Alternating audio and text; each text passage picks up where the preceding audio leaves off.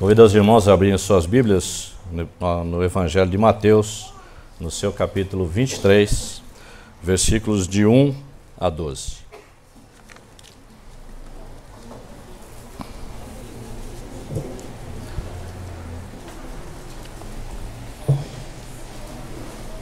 Mateus capítulo 23, de 1 a 12. Se tiver alguém ao seu lado que está sem a palavra de Deus, compartilhe aí a leitura do texto bíblico, por favor.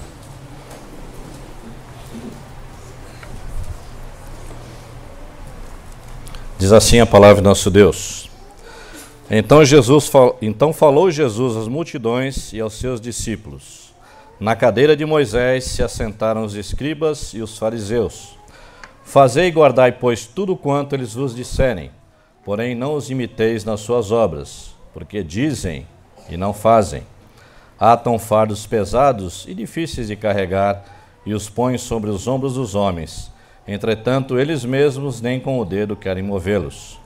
Praticam, porém, todas as suas obras com o fim de serem vistos dos homens, pois alargam os seus filactérios e alongam as suas franjas. Amam o primeiro lugar nos banquetes e as primeiras cadeiras nas sinagogas, as saudações nas praças e os serem chamados mestres pelos homens. Vós, porém, não sereis chamados mestres, porque um só é vosso mestre, e vós todos sois irmãos. A ninguém sobre a terra chameis vosso Pai, porque só um é vosso Pai, aquele que está nos céus. Nem sereis chamados guias, porque um só é vosso guia, o Cristo. Mas o maior dentre vós será vosso servo. Quem a si mesmo se exaltar será humilhado, e quem a si mesmo se humilhar será exaltado. Oremos mais uma vez, pedindo ao nosso irmão presbítero Sérgio que nos conduza na palavra de oração, para que Deus esteja nos orientando e a sua palavra venha nos transformar, nos edificar nessa noite. Vamos orar. Santíssimo Deus, nosso eterno Pai, louvado seja o Senhor, graça nós damos a Ti por estarmos aqui diante do Senhor, prestando culto. Para isso, o Senhor venha nos dirigir para prestar um culto em verdade, em espírito, Senhor. Que o Senhor nesse momento possa iluminar ao Teu servo na exposição da Tua palavra, que nós possamos ouvir, Senhor, a Tua palavra, Pai, e esta palavra possa estar arraigada em nossos corações, possamos entendê-la, que o Teu Santo Espírito nos capacite a entender, que o Senhor transforme, Senhor, as nossas vidas por intermédio da Tua palavra, e use, Senhor, o Teu servo, que ele não fale de Ti mesmo, mas fale conforme a Tua vontade e o Teu querer. É o que nós pedimos no nome do nosso Senhor Jesus Cristo. Amém. Amém. Quando adentramos aos evangelhos, Mateus, Marcos, Lucas e João, estamos aprendendo e vendo realmente a concretização de tudo aquilo que os profetas falaram e disseram a respeito do Mestre, nosso Senhor Jesus Cristo. São ensinamentos preciosos. Os caminhar de Jesus, os seus ensinamentos, as suas curas, a sua preocupação com a transformação da alma das pessoas. Mas os judeus em si não esperavam isso. Esperavam um rei lutador, um rei guerreiro, que viesse libertá-los do poderio do Império Romano.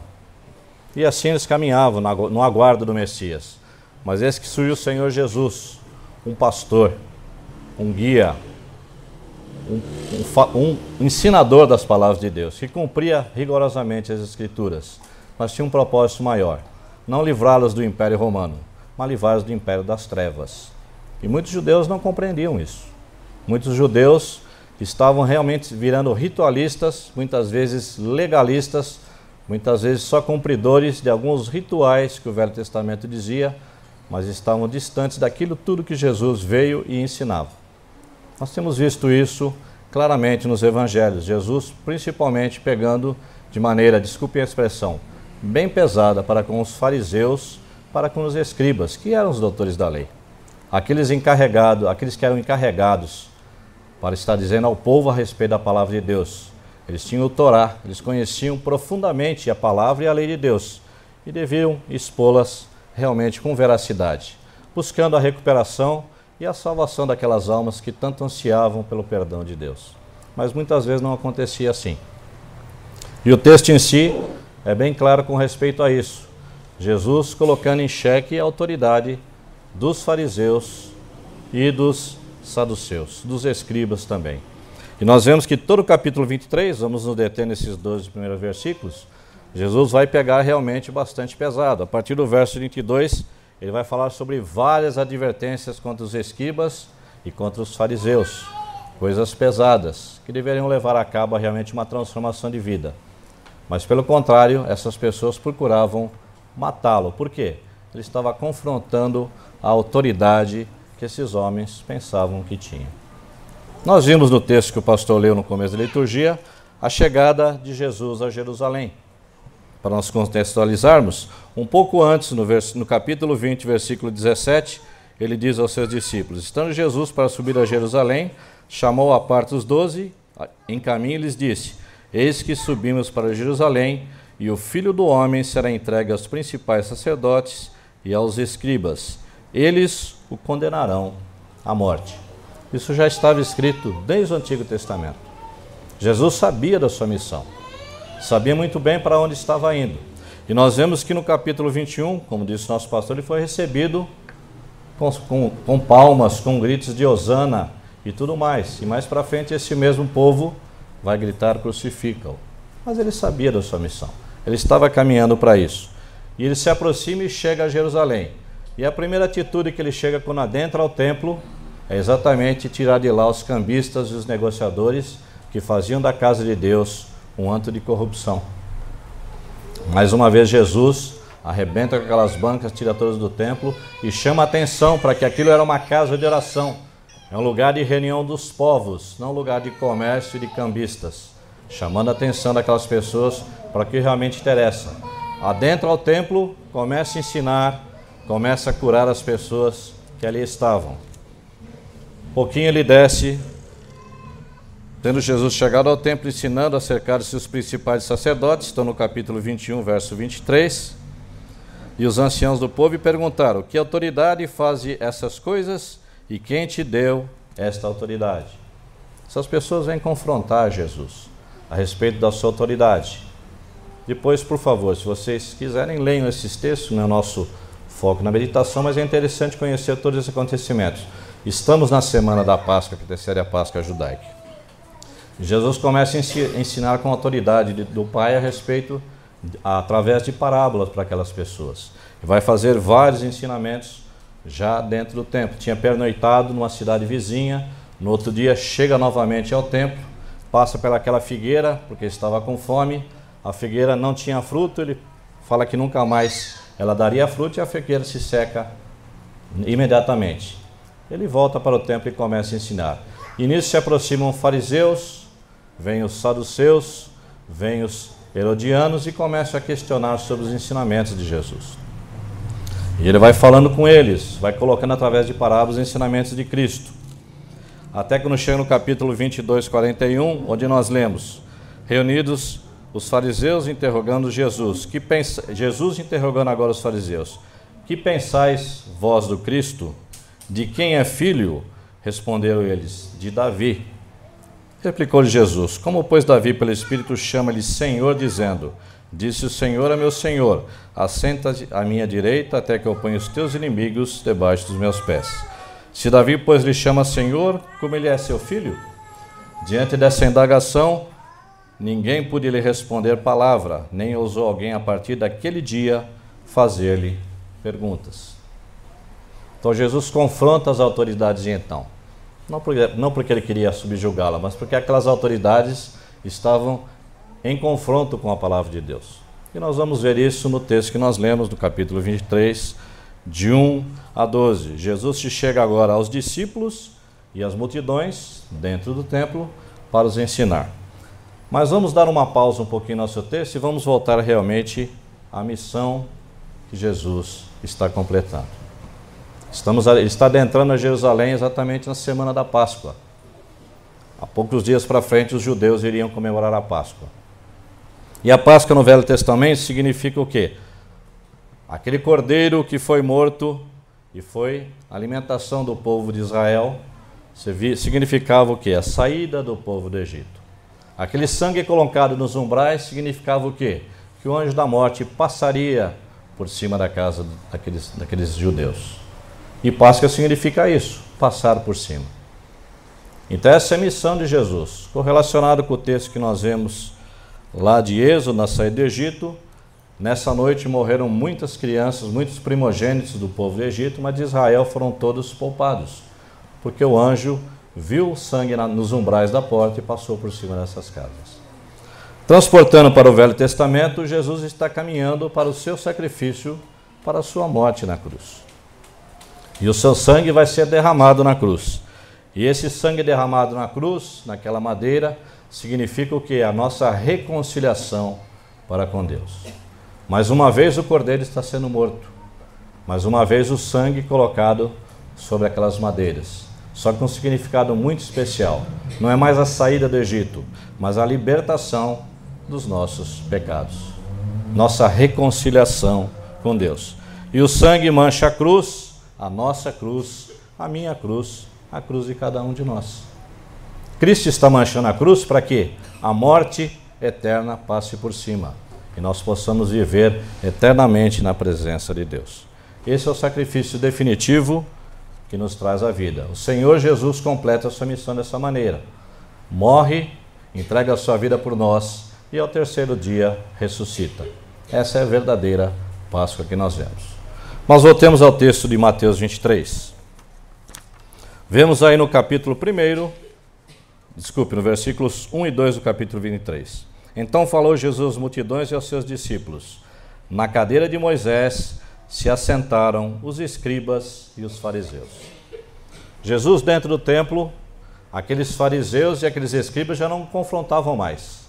Como nós vemos no verso 41 do capítulo 22, no verso 46, ninguém mais ousava interrogá-lo. Ficaram calados diante da sabedoria e da exposição do nosso mestre. Mas ele coloca na cadeira de Moisés, ou seja, como legislador, como doutores da lei, como os encarregados da Torá, da palavra de Deus, sentaram-se nessa cadeira com essa missão, os escribas e os fariseus. E eles com certeza estavam ali perto, escutando as mensagens de Jesus. Eles estavam sempre perto para poder pegar Jesus de alguma falha e o colocarem em dissensão para o povo e levarem à morte, como mais para frente vai acontecer. Mas Jesus fala assim, eles não estão de todos errados. É interessante isso. Eles não são errados assim. Mas como eles têm essa incumbência, ele fala ao povo. No versículo 3 diz, fazei e guardai, pois tudo quanto eles vos disserem. Porém, não os imiteis nas suas obras, porque dizem e não fazem. Uma confrontação muito séria para os fariseus e para os escribas.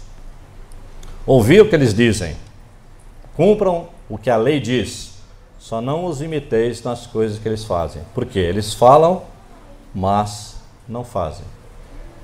Coisa pesada, coisa muito séria. E essa mesma pergunta vai ecoar nos nossos ouvidos, se já não ecoou no ouvido de vocês, mas no meu com certeza. O legalismo, a simples religiosidade deve fazer parte da nossa vida, mas de maneira muito prática e muito direta. É isso a que Jesus nos convoca. Fazei e guardai, pois tudo quanto eles vos disserem. E até onde o ensinamento deles apresentava o que Moisés ensinou e o povo devia obedecer. Tudo o que estava escrito, a lei de Deus, o Torá. Mas eles iam além um pouco disso. Eles iam muito pela tradição, pelas coisas que eles acrescentaram acima da lei. É contra isso que Jesus vai falar. Versículo 4 diz, atam fardos pesados e difíceis de carregar, e os põem sobre os ombros dos homens. Entretanto, eles mesmos, nem com o dedo, querem movê-los. Praticam, porém, todas as suas obras, com o fim de serem vistos dos homens. Então esse era o critério. Colocava coisas para os outros fazerem, mas eles mesmos não tinham essa prática. Seria a mesma coisa que eu estar aqui falando para você de vários preceitos de Deus que vocês devem cumprir como a igreja de Cristo e eu, sentadinho na cadeira, só observando. Essa era a prática dos fariseus. Colocavam tradições.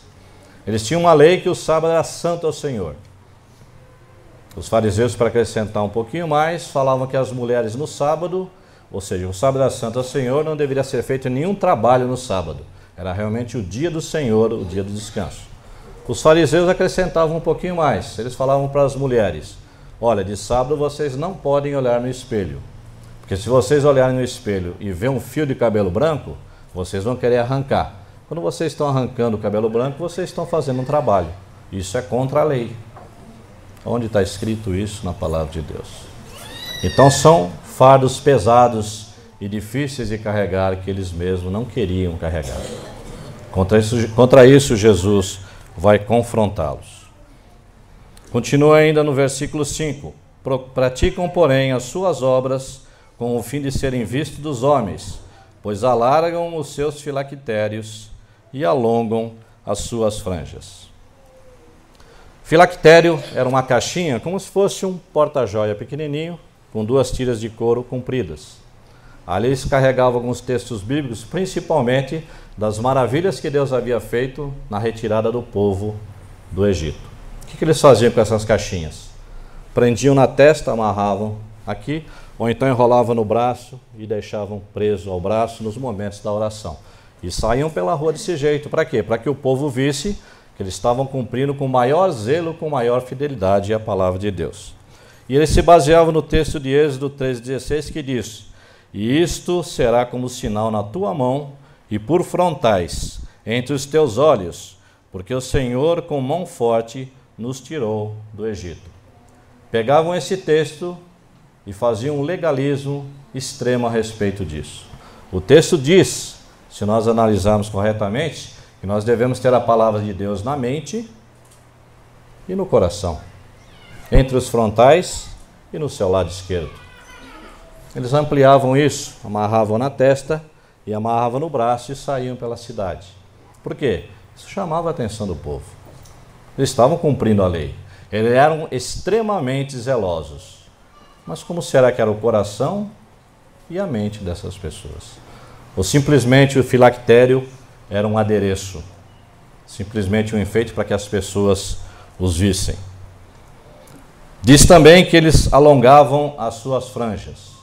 O judeu, o religioso, os mestres da lei, eles tinham uma túnica e no final das suas túnicas algumas franjas que representavam exatamente o compromisso deles para com a lei de Deus.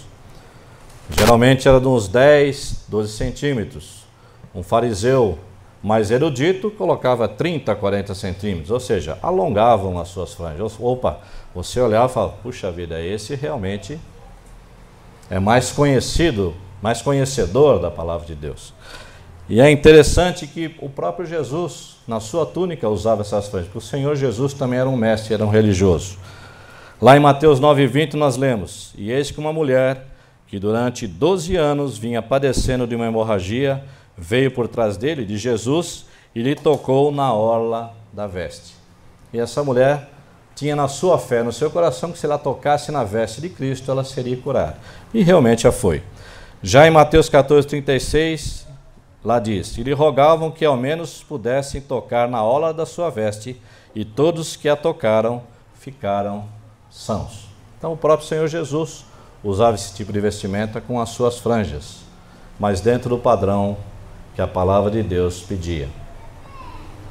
Já os fariseus alongavam as suas franjas. Então eles queriam o quê? A exposição externa, a visão dos homens, aquilo que agrada o olhar. Continua: amam o primeiro lugar nos banquetes e as primeiras cadeiras nas sinagogas, as saudações nas praças e os serem chamados mestres pelos homens. Eram extremamente orgulhosos, gostavam de ser aclamados pela multidão. Os fariseus, que apareceram mais ou menos 2 séculos antes de Cristo, eles introduziram a questão da sinagoga no povo judaico.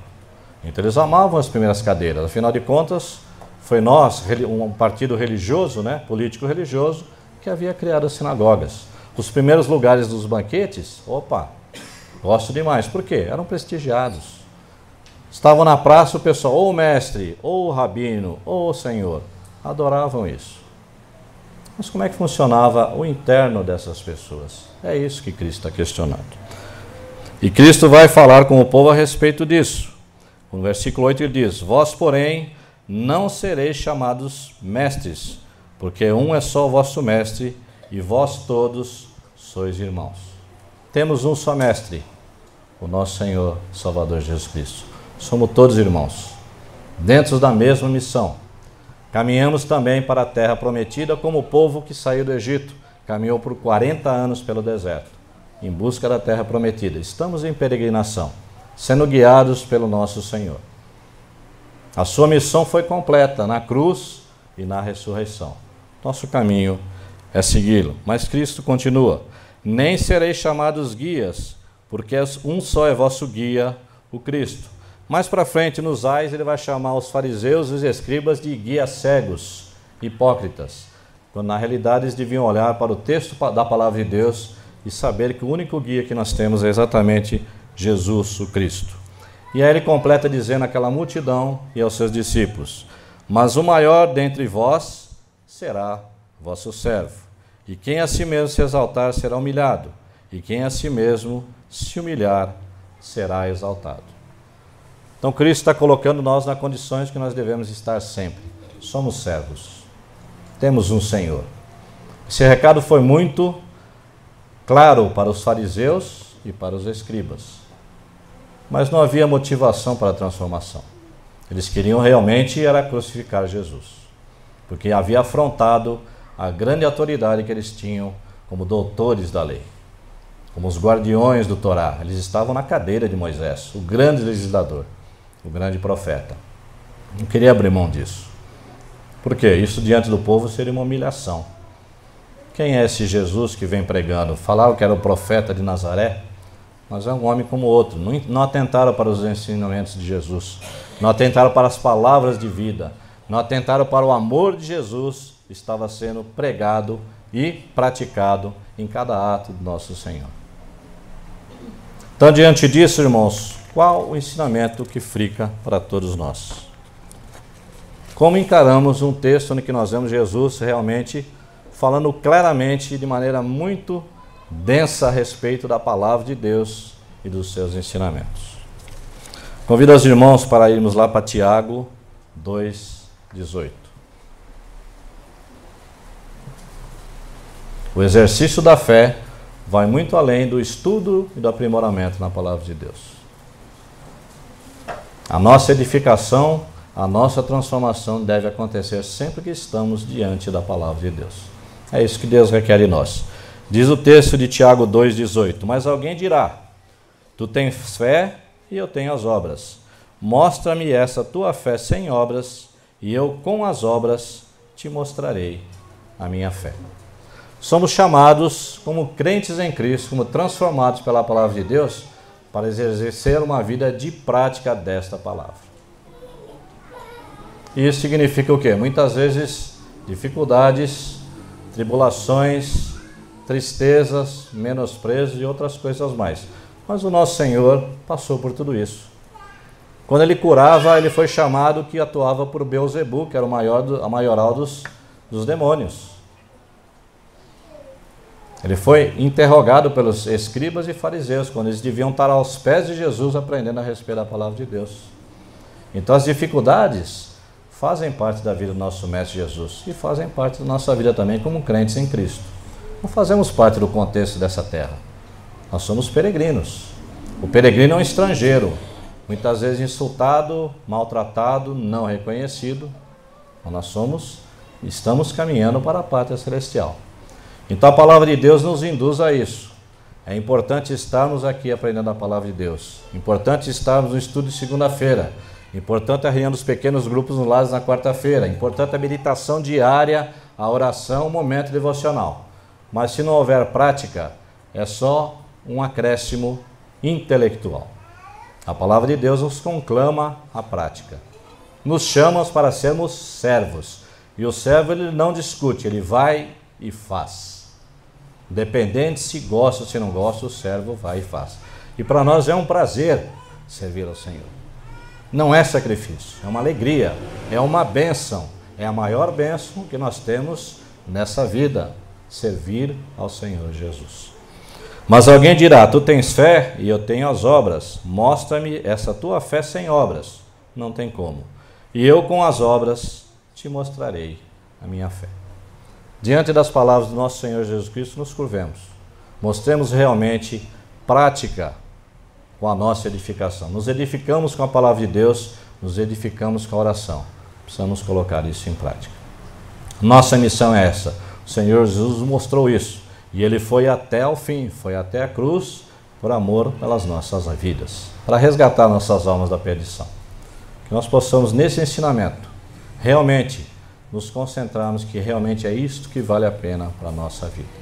Que Deus nos ajude, que Deus nos fortaleça, que o Seu Espírito Santo esteja conosco, quando nós estivermos fora desse âmbito abençoado que é a casa de Deus, nas lutas do dia a dia, para que possamos crescer na graça e no conhecimento do Senhor Jesus e praticar esse crescimento e essa graça que o Senhor nos coloca. Que Deus nos abençoe. Amém.